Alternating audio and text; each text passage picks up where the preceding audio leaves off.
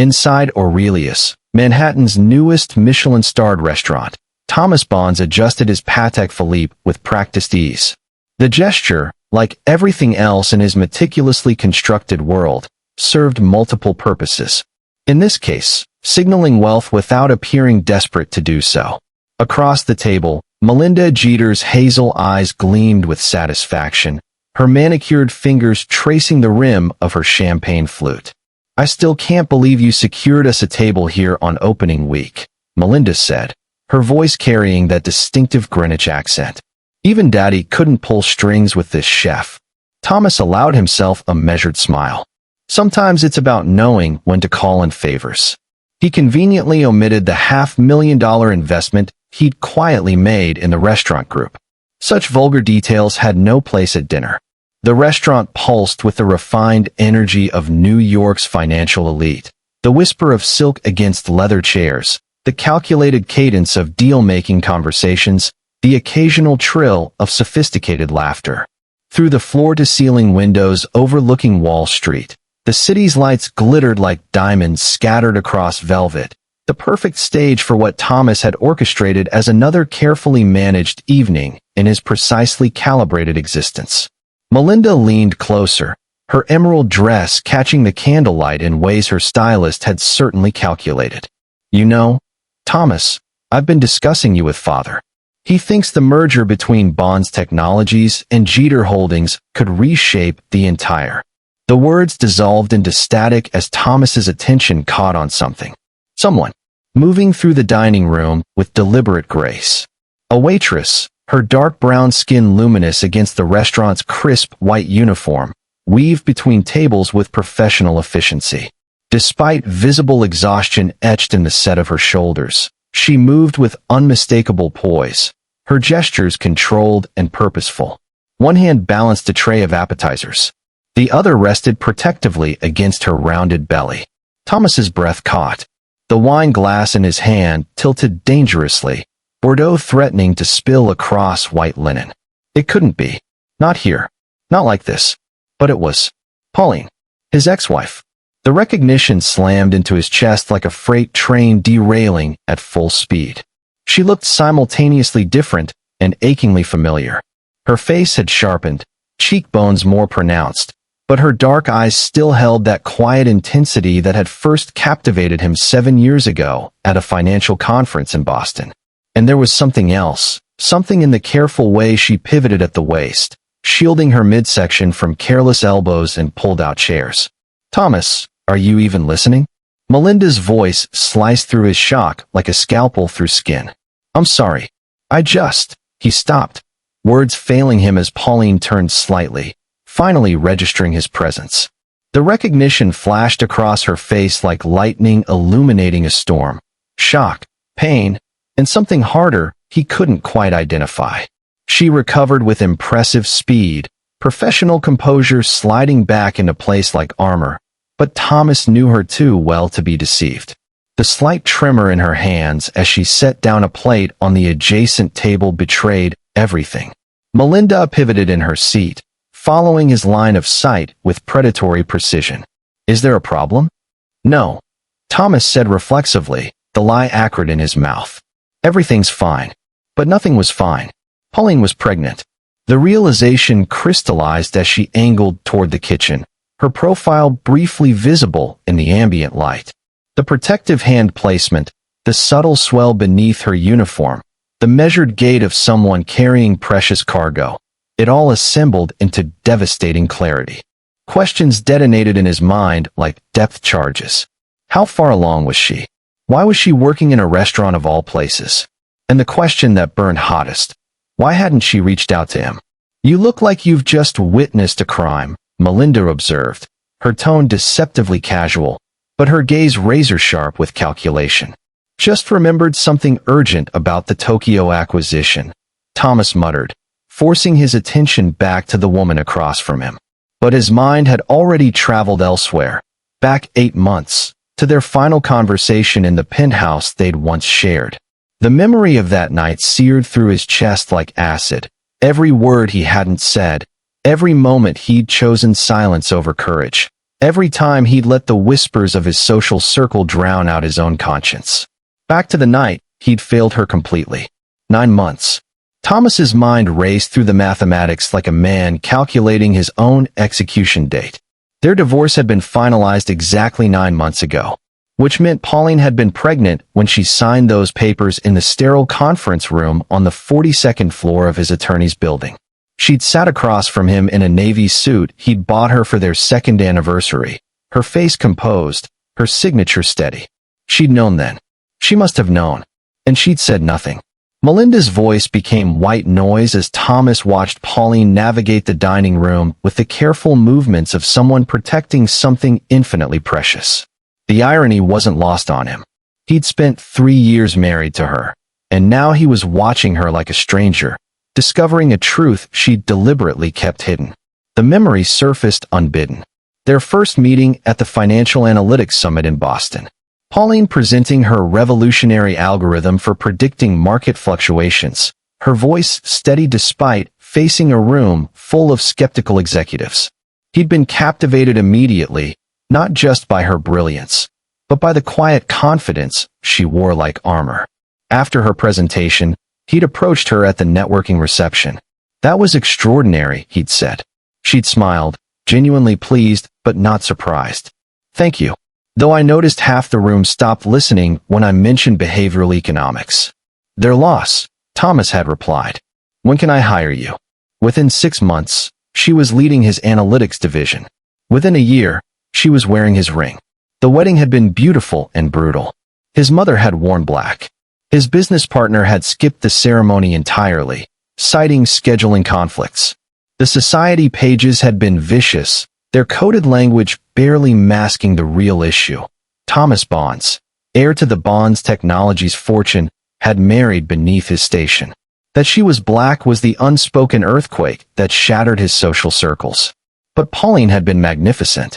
She'd attended every gala, every board dinner, every charity auction, her intelligence and grace making fools of anyone who'd dismissed her. For 2 years, Thomas had believed love could overcome everything. Then the whispers started affecting his business. Investors pulling out. Board members questioning his judgment. His father's old partners suggesting perhaps his personal choices were clouding his professional acumen. The pressure built like water behind a cracking dam.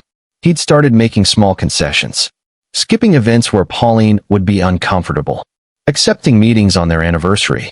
Staying silent when his CFO made a pointed comment about diversity hires during a dinner where Pauline sat 3 seats away. The final argument played in his memory with crystalline clarity. The board had demanded he fire her, claiming her presence created conflicts of interest. It was transparent nonsense, but 3 major investors threatened to walk if he refused. "Just weather this storm with me," he'd pleaded in their penthouse overlooking Central Park. 6 months, maybe a year, and things will settle. "Weather the storm?" Pauline had repeated quietly, dangerously. "Thomas, I am the storm they want you to eliminate. That's not fair." "No. What's not fair is you asking me to be smaller, so you can remain comfortable."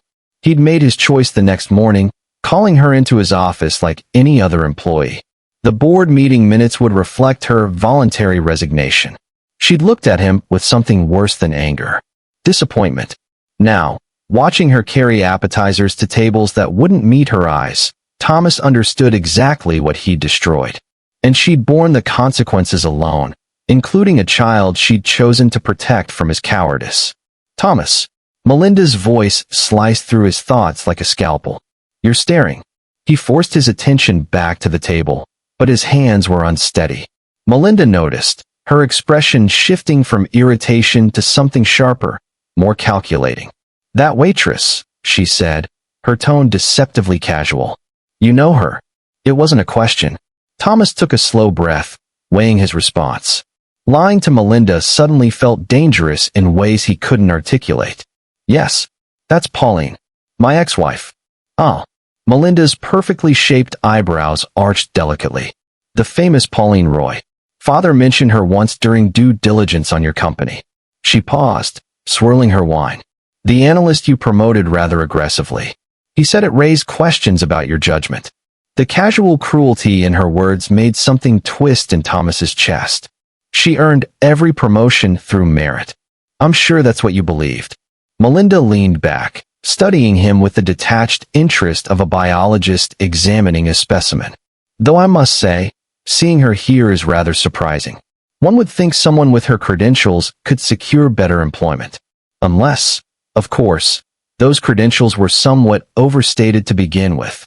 Her credentials were impeccable, were they? Melinda's smile was silk wrapped around steel. Then it's quite the fall, isn't it? From corner office to waiting tables. One has to wonder what really happened. Thomas watched Pauline deliver plates to a nearby table, her movements efficient despite visible fatigue. The protective way she angled her body, shielding her pregnancy from careless gestures, made his throat tight. Melinda followed his gaze, her expression cooling several degrees. Is she pregnant? It appears so. How unfortunate. Melinda set down her wine glass with deliberate precision. A woman in her condition really shouldn't be on her feet like this. The liability alone must concern management. One slip, one accident, and the restaurant faces a lawsuit they can't afford. The shift in her tone registered like an alarm. What are you saying? I'm saying that situations like this need to be handled delicately. Melinda's fingers drummed against the tablecloth, a rhythm that felt distinctly predatory. Father sits on the board of the restaurant group that owns Aurelius. It would be quite simple to express concerns about an employee who might pose risks. Someone unstable, perhaps dealing with personal issues that affect her performance. Thomas's blood went cold. You're talking about getting her fired. I'm talking about protecting you from unnecessary complications. Melinda leaned forward, her voice dropping to an intimate whisper that somehow felt more threatening than a shout. Thomas, we're building something significant together. This merger between Bonds Technologies and Jeter Holdings will position us as the dominant force in the tech sector. But investors watch everything. They notice distractions. They notice men who can't move past their mistakes. Pauline isn't a mistake. Isn't she? Then why are you divorced? Melinda's smile sharpened. Look, I understand sentiment. But that woman serving our dinner is a reminder of a chapter you've closed. Having her resurface now, pregnant and struggling, creates narratives we can't control. People will ask questions. They'll wonder if the child is yours. They'll question your judgment all over again. The word, again, carried implications that made Thomas's stomach turn. You've discussed this with your father. Father discusses everything with me. He believes in being proactive about potential obstacles. Melinda reached across the table, her hand covering his with deceiving gentleness.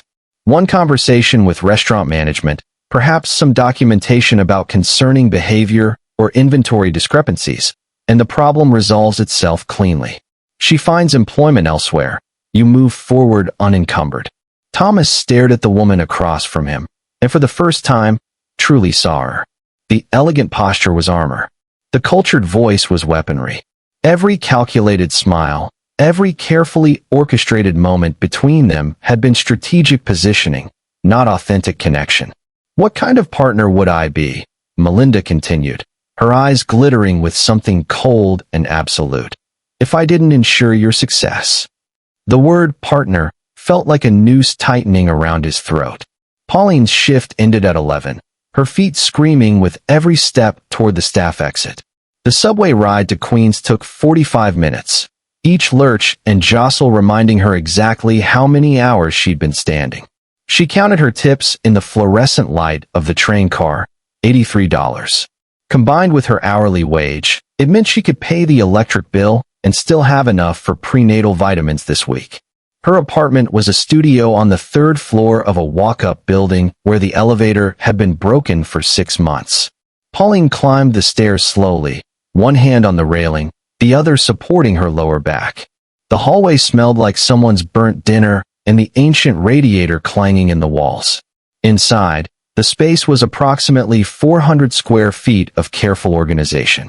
Her bed folded against the wall during the day, transforming the sleeping area into something resembling a living room. A tiny kitchenette occupied one corner, its single burner and mini fridge standing in stark contrast to the chef's kitchen she'd once planned with Thomas in their penthouse.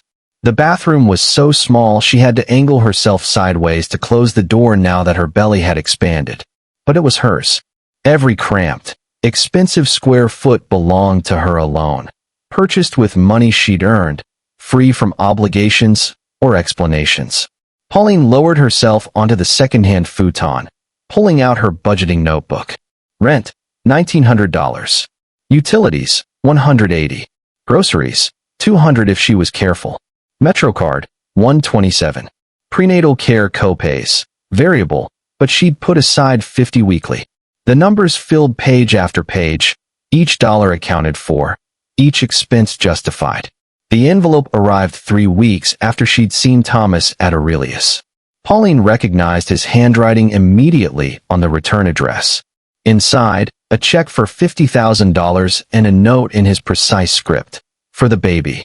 Please. She'd stared at it for a long time. That single piece of paper representing 6 months of rent, a year of groceries, freedom from the constant calculation of every purchase. It would mean not working double shifts. It would mean actual maternity leave instead of hoping her body recovered fast enough to return to waitressing. It would also mean owing Thomas something. It would mean accepting help from the man who'd chosen his board of directors over her dignity. It would mean teaching her daughter that sometimes you compromise your principles when the price is right. Pauline tore the check into careful pieces and flushed them down the toilet. 2 more envelopes arrived over the following weeks, each with increasing amounts. $75,000. $100,000. Each one met the same fate. Thomas's guilt was not her responsibility to absolve. His money would not erase the fact that he'd stood silent while his colleagues questioned her qualifications, while investors suggested she was a diversity play, while his own mother called her that woman at charity functions he'd insisted they attend. She'd built her career through brilliance and relentless work. Every algorithm she'd designed, every market prediction she'd nailed, every presentation that had left rooms full of skeptics convinced, none of it had mattered when weighed against Thomas's comfort and his desperate need for approval from people who would never respect him for marrying her. Her daughter would learn a different lesson. That dignity wasn't negotiable. That self-sufficiency was worth more than convenience. That some debts were too expensive to incur, regardless of the price tag. Pauline's hand rested on her belly, feeling the flutter of movement inside. "Just you and me," she whispered. "And that's enough." Outside, Queens hummed with its constant noise, a symphony of survival she'd learned to call home. Thomas hired the investigator 3 days after the dinner at Aurelius. Not to find Pauline. He already knew where she was, but to understand how she'd ended up there.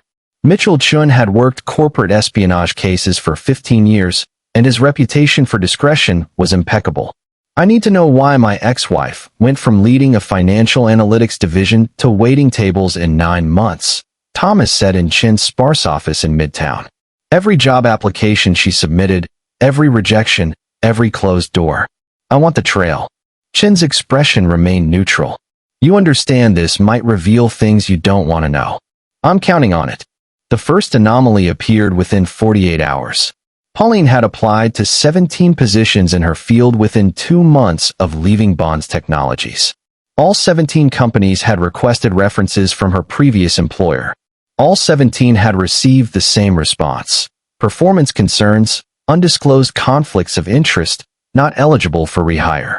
Thomas stared at the HR correspondence Chun had obtained. "I never authorized this. The emails came from your HR director's account. Digital signature matches. But look at the metadata." Chun highlighted a line of code. "These were sent at 3 in the morning from an IP address in Connecticut.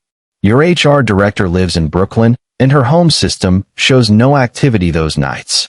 Connecticut, where the Jeter family estate sprawled across 20 manicured acres. The second discovery, Marcus spent his evenings reconstructing digital ghosts. Performance reviews that had been retroactively entered into databases, each one documenting issues that had never been raised during actual evaluation periods. Complaints filed by employees who, when Marcus discreetly contacted them, had no memory of making such reports. Timestamp manipulations that placed damaging documentation months before they'd actually been created.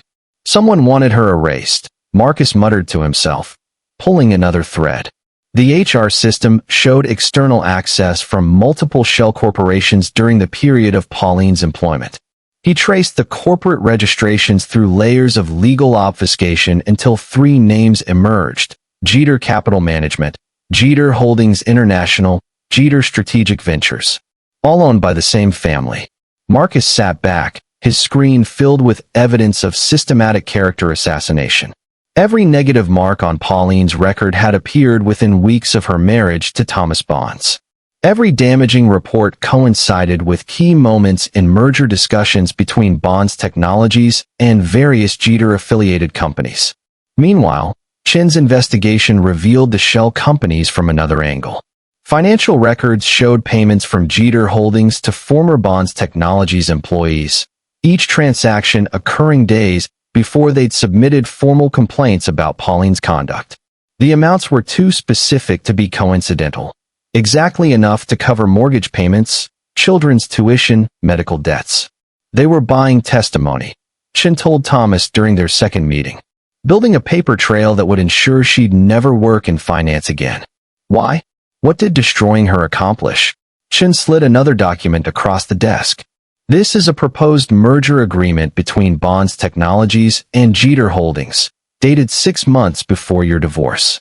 The terms are incredibly favorable to Jeter, giving them 49% control of your company. It was rejected by your board. Thomas scanned the document, his blood running cold. Pauline advised against this deal. She'd analyzed their financial structure and found irregularities. And 3 weeks later, the first manufactured complaint against her appeared. Chin leaned forward. Mr. Bonds, I don't think your ex-wife was collateral damage. I think she was the primary target. Remove her, isolate you, and position you exactly where they wanted you. Thomas thought of Melinda's calculating smile, her veiled threats, her father's eager push toward merger discussions. The pattern assembled itself with devastating clarity. They hadn't just destroyed Pauline's career. They'd orchestrated the destruction of his marriage to clear the path for a corporate takeover. The complaints started arriving at Aurelius 3 days after the dinner. For separate customers, all dining on different nights, all reporting the same waitress. Rude, inattentive, possibly intoxicated. The general manager, David Reeves, read through the formal emails with growing skepticism. Each one used nearly identical phrasing, the kind of corporate language that suggested lawyers rather than angry diners. You know anything about this? He asked Pauline, sliding the printed complaints across his desk. She scanned them, her expression carefully neutral despite the fear constricting her chest. I worked 2 of these nights. The other 2, I wasn't even scheduled. That's what I thought. David pulled up the reservation system, and all 4 complaints came from email addresses created the same day they were sent. Disposable accounts. Someone's running a campaign. The security footage appeared 2 days later, delivered anonymously to the restaurant's main office. The timestamp showed Pauline near the bar, her hand reaching toward the cash register during a quiet moment. The angle was perfect, damning, impossible to explain away as anything but theft. Except David had been managing restaurants for 20 years, and something about the footage felt wrong. The movements were too smooth, the quality too degraded in specific areas. He called in his security consultant, a former NYPD detective who'd moved into private investigation. This has been edited, the consultant said within 15 minutes, his fingers tracing the pixelation around Pauline's hand. See here? Different compression rate than the rest of the frame. Someone spliced together footage from different times to create this sequence. The original probably shows her doing something completely innocent. David felt his jaw tighten. Can you prove it? Already did. The metadata shows 3 separate editing sessions using professional software. Whoever made this knew what they were doing, but they got sloppy with the export settings. When Melinda Jeter called David's personal line that afternoon, her voice carried the casual authority of someone accustomed to obedience. David, I hope I'm not catching you at a bad time. Father mentioned you might have a situation brewing with one of your staff members. A pregnant waitress with some concerning behavior patterns. Ms. Jeter, I'm not sure what you've heard, but I'm simply offering assistance. These situations can become quite complicated, especially with the liability considerations. Father sits on the restaurant group's board, as you know. He wanted to ensure you had the full support of management in making difficult decisions. The implication landed like a threat wrapped in silk. David had seen this play before, wealthy families leveraging connections to destroy people they found inconvenient. It made his blood boil. "I appreciate your father's concern," David said, his tone professionally distant. "But I've reviewed the evidence, and frankly, none of it holds up to scrutiny. The complaints are fraudulent, and the security footage has been doctored. If anything, this appears to be a coordinated harassment campaign against a pregnant employee, which creates far more liability than anything she's allegedly done." Silence stretched across the line, cold and calculating. "You might want to reconsider," Melinda said softly. "These decisions have a way of affecting career trajectories." "Is that a threat, Ms. Jeter?" "It's friendly advice." Her voice sharpened. "Father has significant influence in this industry. It would be unfortunate if your professional reputation became collateral damage." David thought of Pauline, 8 months pregnant and working double shifts to cover rent. He thought of his own daughter, 23, and navigating her first corporate job. He thought about what kind of man he wanted to be when he looked in the mirror. "Tell your father," David said clearly, "that if he has concerns about my management, he can address them directly. But I won't terminate an employee based on fabricated evidence, regardless of who's asking. This conversation is over." He hung up before she could respond, his hands shaking slightly. Then he called Pauline into his office and told her everything. The coffee shop was in Astoria, far enough from Manhattan's financial district that no one from either of their worlds would accidentally stumble upon them. James Whitmore arrived 15 minutes early, ordered tea he didn't drink, and tried to control the tremor in his hands. What he was about to do could destroy his career. What he'd already witnessed had destroyed his ability to sleep. Pauline arrived exactly on time, her coat buttoned over her uniform, exhaustion etched into every line of her face. She spotted him in the back corner and approached cautiously, one hand resting protectively on her belly. "Ms. Roy, thank you for meeting me." James gestured to the seat across from him.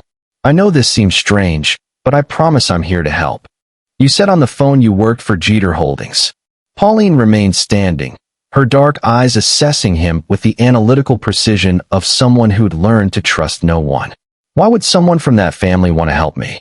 "Because what they're doing to you is criminal, and I can't be complicit anymore."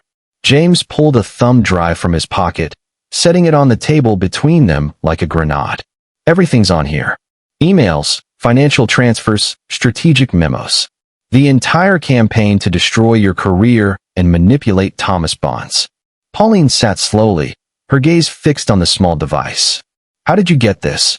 "I'm a junior executive in their strategic planning division. Low enough that they don't monitor my access carefully, high enough that I see things I shouldn't." James leaned forward, his voice dropping.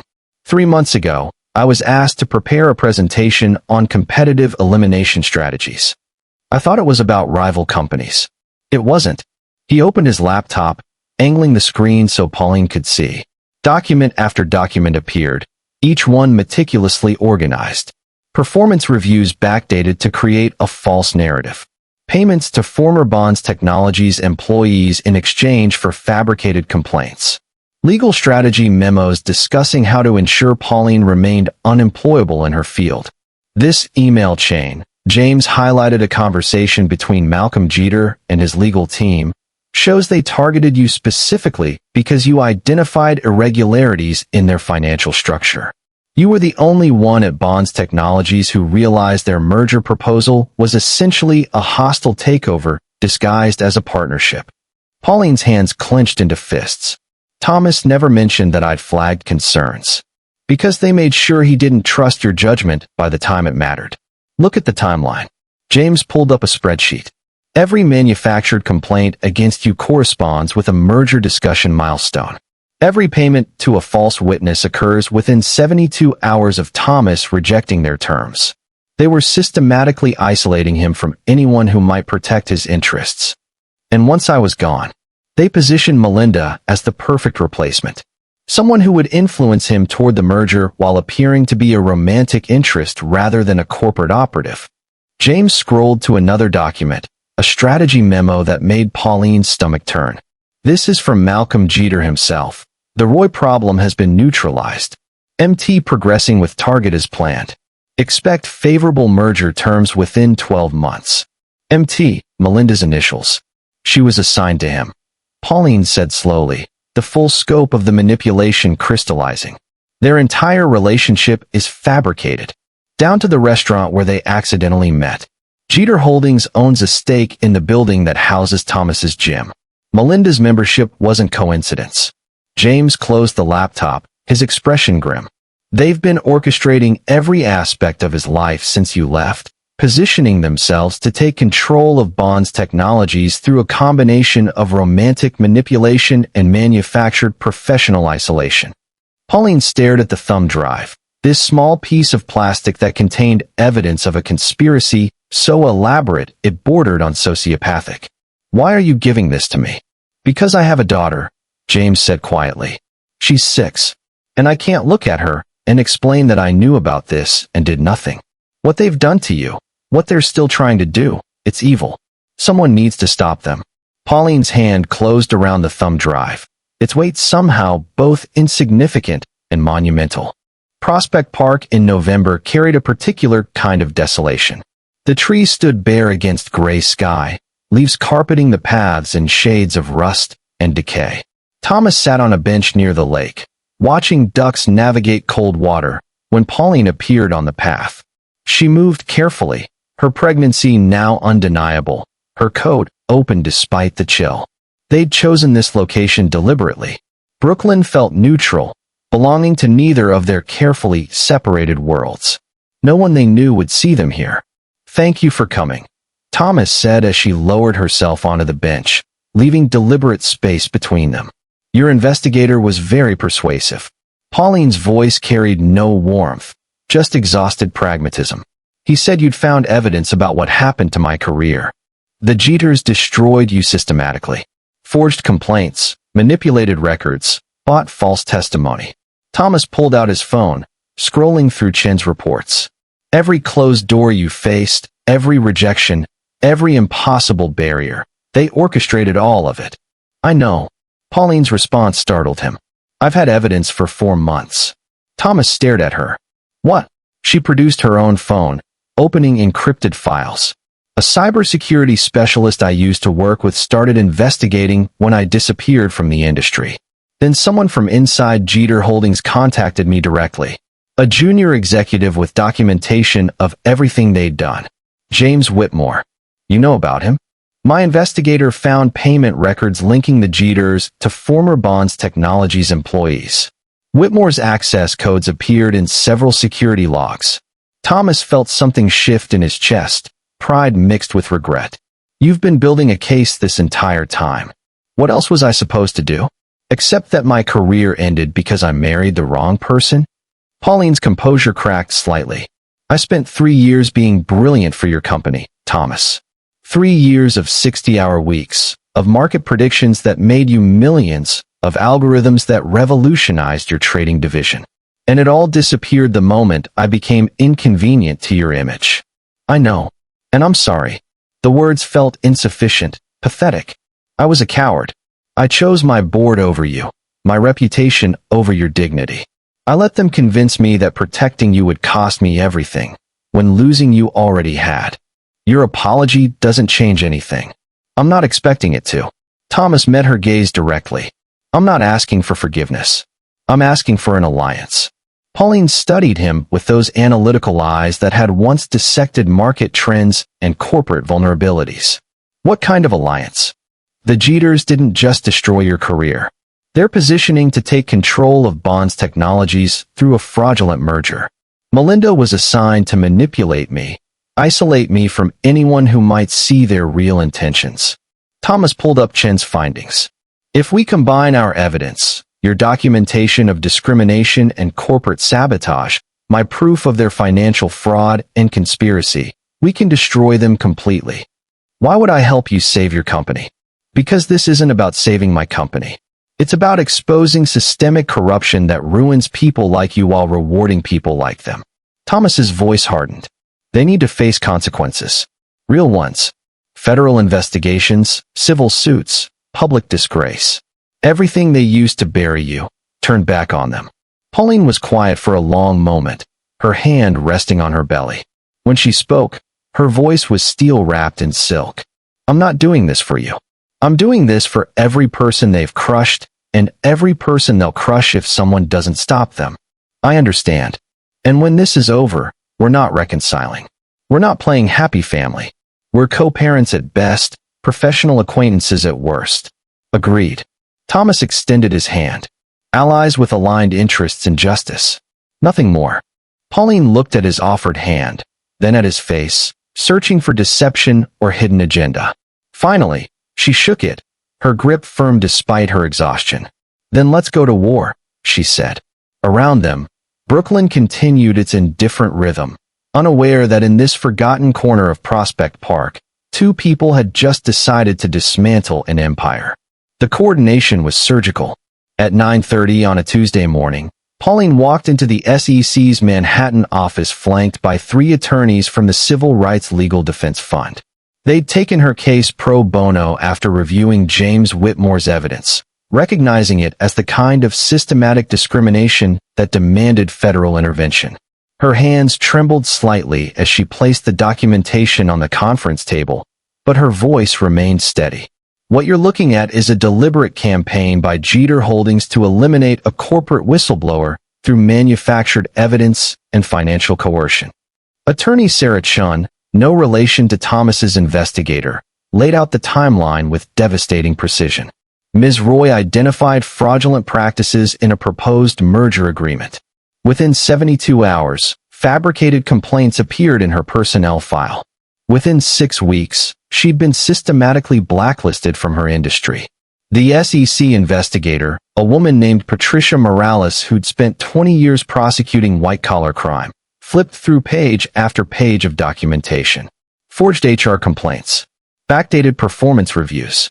Payment records showing transfers from Jeter shell companies to former Bonds Technologies employees in exchange for false testimony. This is racketeering, Patricia said quietly. Corporate espionage, witness tampering, securities fraud. How far up the Jeter organization does this go? All the way. Pauline opened the encrypted files on her laptop. Malcolm Jeter authorized every payment personally. His daughter, Melinda, was assigned to manipulate Thomas Bonds into accepting merger terms that would have given the Jeters controlling interest through fraudulent stock valuations. Simultaneously, 12 blocks south in the Bonds Technologies boardroom, Thomas faced his own reckoning.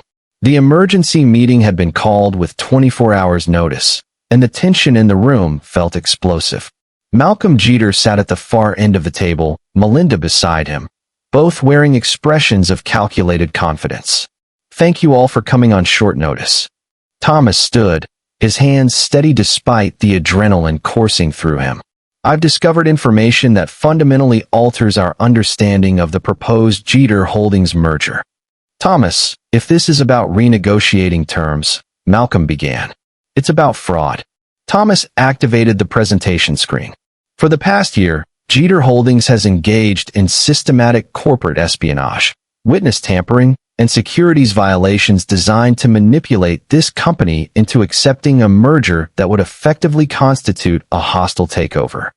The first document appeared on screen, Malcolm Jeter's email authorizing payments to discredit Pauline Roy.